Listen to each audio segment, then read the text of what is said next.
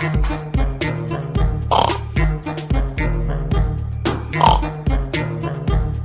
tangi Pak. Pak. Lex tangi yo, boy. Wes sawan gila. Wes sawan gila. Gawe tangi tak cepat kan harapan gae. Ayo. Ayo ke tangi. Tangi gladem we tangi. Tak gawe kita lho.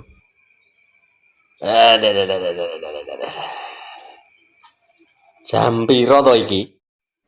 Wes jam 12. Ayo sini.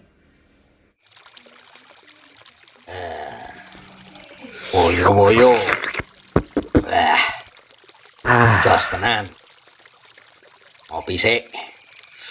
Awas sendoke nyocok moto. Cocik ora? Sip. Pak, Apa?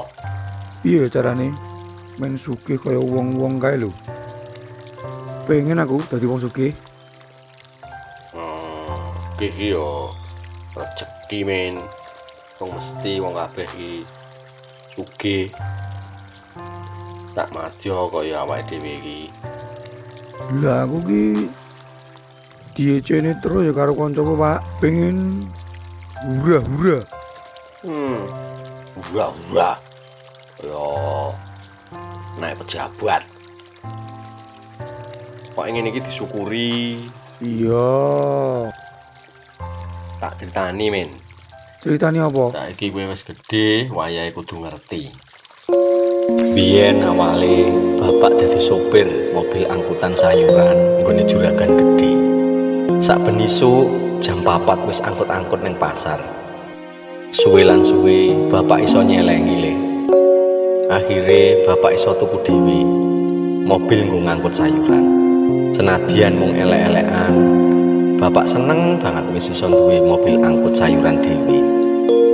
Melaku usaha sayur setahun, mobilnya bapak mulai tambah. Jebul duwe warisan sakmono akeh. Aku sasuke iki. Nek wis dadi rejeki, kuwi ora nang ngendi-ngendi le. Jalan 3 tahun, bapak nekat tuku truk fuso.